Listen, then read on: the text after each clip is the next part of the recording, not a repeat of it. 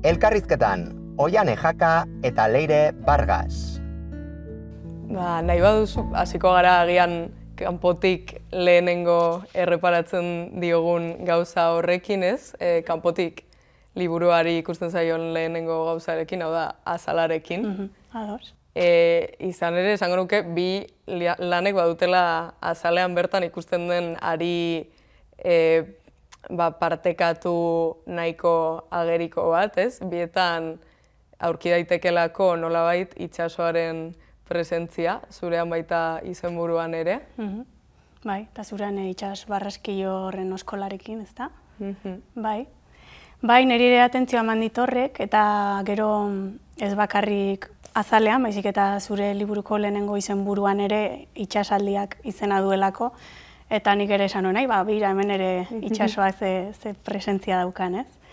Bai, bira galdetuko dizut, nik itsasaldi horiek nola ulertu ditudan, eta berre zuzena horien iruditu zait itsasaldiak direla nolabait gure bizitzetan sartzen diren eta badoazen harreman, igual maitasun harreman horiek edo, eta hori adierazten duela itsas gora bera jolas horrek, eta agian gero badoazenean ez, uzten dizkiguten arrastoiek izan daitezkela bigarren ataleko hondarrak, izenburua hondarrak den horrekin lotu dut, ez dakite horrelako zerbait irudikatu nahi zenuen. Bai, guztiz. Egia da, ez dudala oso kontzienteki bilatu itsasoaren presentzia hasiera batetik, baizik eta gerora konturatu nahi zela, hori, badela agian oso presente daukadan motibo bat, eta ematen dizkiodana esan nahi desberdinak. Uste dut lanak aurrera egiten duena hala, hori aldatzen dela pixka bat daukan lekua eta esan nahia, edo behintzat itsasoarekiko eta haren boterearekiko harremana aldatzen zaiola ahots poetikoari, eta hain zuzen ere, bai, esango nuke itsasaldi horiek oso lotuta daudela joaten eta etortzen diren harreman horiekin, batez ere lotuta daudelako, hori, inguruak gugan daukan eraginarekin, ez? Eta pixka bat hori irudikatzen dute itsasaldiek, ez? Dira gauza, fenomeno bat gertatzen dena, eta eragiten diguna, eta pixka bat zeinen gainean guk ez daukagun inongo agentziarik. Orduan esango nuke laneko lehenengo atal horretan, itsasoak ordezkatzen duela gure bizitzan gure esku ez dagoen guzti hori, eta aldi berean miresten duguna, baina beldurra ematen diguna nola baitez, eta beraz hor esango nuke agertzen dena ahots poetikoak bilatzen duela beti kanpoan, bere barruan bete ezin ditzaken gauza horiek bilatzen ditu ez, eta uste dut hori itsasoaren menderakaitztasun horrek adierazten duela gerora etorriko den hori ez, ez denean gai izango ahots poetiko hori baliatzeko kanpoan aurkitzen duena, bere arazoei erantzuteko nolabait esatearren, eta are kanpoko horri emango dionean hainbeste botere bere gain, non ez den bilakatuko den nolabait agentziarik gabeko ahots. Eta zentzu horretan zure liburu hasieran baduzu bertsolerro bat diona beti garaie itsasoa, eta iruditu zitzaidan oso ondo ordezkatzen duela atal horretan itsasoak hartzen duen presentzia. Botere hori, ezta? Bai, eta zurean ere esango nuke gainera itsasoa bilakatzen duzula hori, agentzia propioa daukan izaki bat, ez hartzen duena eta ematen duena, ez dakit... Bai, batzutan ematen diot iaia pertsonai baten, ez? Perfila edo... Bai, nire liburuko itsaso azkenean bi aurpegi duen txanpona da, ez? Orduan batzutan agertzen du aurpegi lagunkoia, nolabait ahots poetikoari ematen diona arnasa, denok ez dakit, baina askori behintzat itsasoa egiten zaigu naturarekin konektatzeko, ez ere igual hirian bizi geran ontzat, naturarekin konektatzeko bide zuzen bat, zure buruari begira jartzeko laguntzen dizuna, konektatzeko naturarekin zurekin. Eta gero dauka liburuan txanponaren beste aurpegia ere, itsaso oldarkorra, beti garaile den hori, eta hiltzaile ere izan daitekeena. Eta orduan ahots poetikoa hor dago, maitasun gorroto erlazio batean itsaso horrekin. Nik uste hain zuzen ere, aurretik aipatu duzun itsasoaren aurpegi alaiago edo ederrago eta sendagarri hori nik topatzen dudala lanaren amaiera aldera, nolabait ahots poetikoak egiten duenean bakea bere esku ez dauden gauza horiekin eta onartzen duenean alda ditzakeen gauzak zeintzuk diren eta zeintzuetan zentratu nahi duen.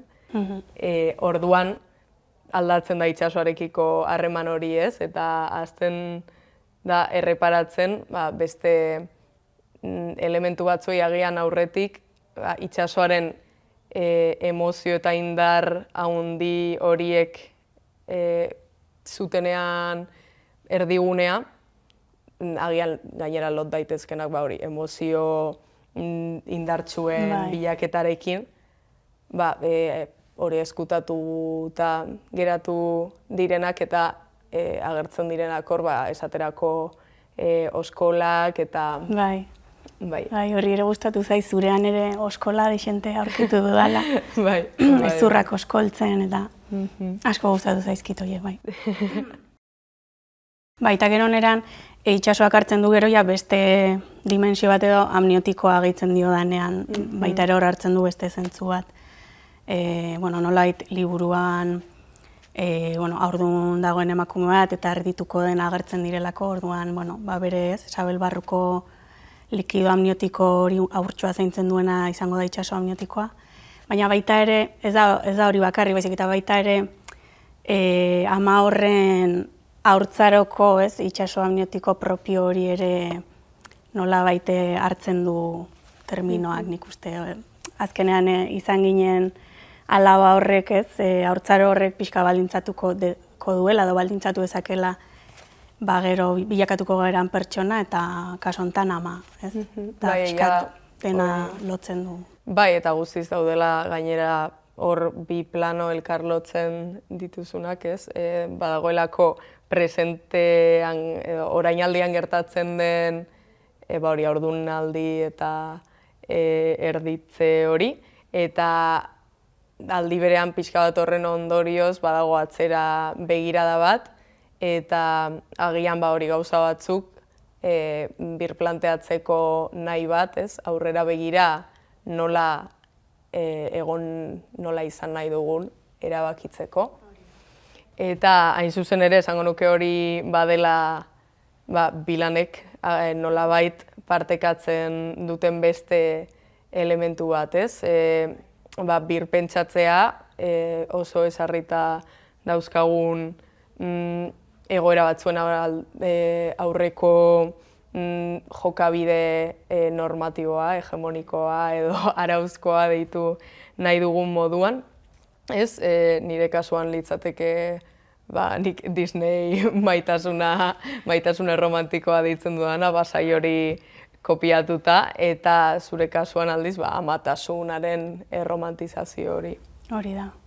Nik oso garbi ikusi dut zure liburuan, ahots poetikoari dela burrukan edo bere buruarekin hori ikasiak dituen patroi horiek, horiek irauli nahian eta kontzientzia hartze handi bat ikusten zaio, hori maitasun erromantiko horrekiko, eta ari dela etengabez bere burua beste modu batean eraiki nahian. Eta ikusten da gaina evoluzioa, liburuan zehar hori azken atalaia izenburutik berak esaten du, bestelako etxe bat, beste modu bat nahi duela harremantzeko, jaso nahi dula ematen dunaren adina ez, ze lehenengo atalean Stepomar ematen esaten dula igual gutxio, bueno, nik hola ulertu gutxio jasotzen ari dela ematen duena baino, eta azkenekoan ikusten da, ba hori, erabakimen hori edo nahi hori, jarrera hori ez, hori aldatzeko eta baita ere ez mugatzeko igual harreman individualetara, baizik eta kolektiboagoetara pasatzeko, ez? Bai, esten zera zuei erabiltzen gehiago, zuek. Bai, bete-betean asmatu duzu hor irakurketan, egia da hori, abiatzen dela lana ahots poetiko batetik bilatzen duena esan dudan moduan bestearen onarpenaren bidez onartzea bere burua, ez? Eta bestearen, besteei begira bizitzea bere bizitza nolabait, ez? Eta horrek ematen die bestei botere bat, alde batetik agian ez dutena nahi, ez? Pertsona batekin harremantzeak ez duelako esangura pertsona horrekiko edo pertsona horren gaineko erantzukizun ia osoa zure gain edukitzea, ez? Eta beste alde batetik, askotan ez beste pertsona horiek ez dira gai kudeatzeko, ezta.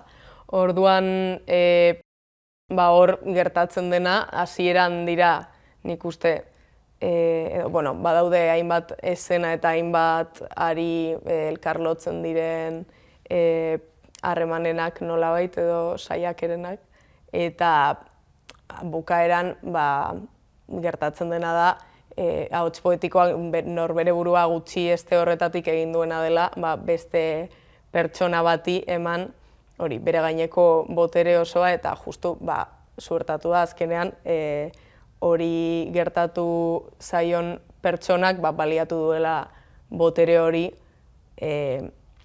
era kontziente edo inkontzienteagoan min egiteko protagonistari, ez? Nolabait esatearren, eta hor, hain zuzen ere, duela gutxi irakurri nion Sabina Urrakari El Celo liburuan, zita bat ziona halako zerbait, non berak dauka botere guztia, zuk eman diozun botere guztia dauka, ez? Hau da,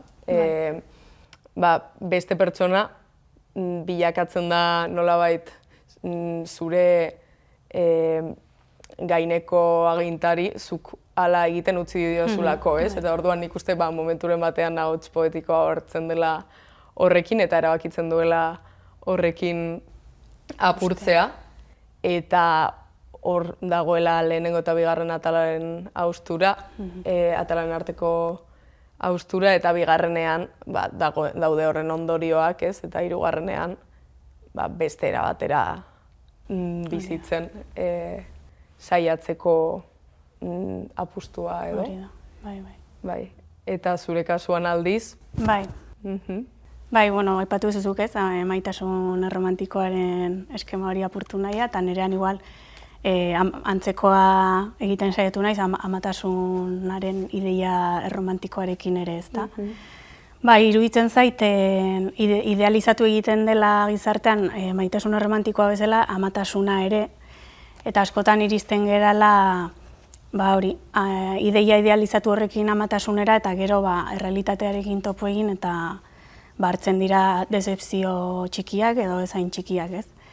Eta orduan, uste dut hor zerikusia daukala amatasunaren inguruko hainbat gai nahiko ezkutuan edo eraman izanak, ez? Historian zehar, oraintsu arte, eta oraindik ere. Eta orduan, pixka bat gai horiek atera nahi nituen, lehen lerrora edo liburuan presentzia eman nahi nien, irudi horrekin pixka bat apurtzeko eta erakusteko beste realitate batzuk hor daudenak, eta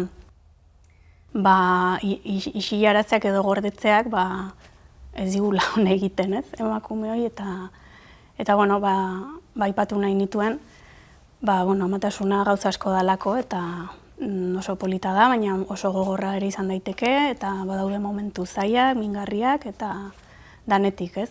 Eta beti erakusten den argazkia da, edo gehienetan ez, alde ederra, erresa, erresa ez dakit, baina gero azpian hor kapa asko daude, eta pixkanak uste dut badagoela joera bat, gizartean kapa horiek ere azaleratu nahi batez, somatzen dut, eta nik ere bide horretan aritu naiz. Zentzu horretan esango nuke lanak baduela hori, dimentsio oso politiko bat, ez? Naiz eta hori, esperientzia pertsonaletik abiatu guztiz, ez nahi ez autobiografikoki, hori zuk esango duzu edo ez, baina hori, ahots poetikoaren esperientzia hori guztiz dago lotuta haren aurrekoen esperientziekin, eta koka daiteke gainera, hori, mugimendu baten barruan, ari dena saiatzen ikusarazten horren inguruan eraiki den errelatoa hori guztiz idealizatuta dagoela, ez dela erreala, eta hain zuzen ere horren inguruko praktikak eraldatzeko saiakera bat ageri da, ez? Bai.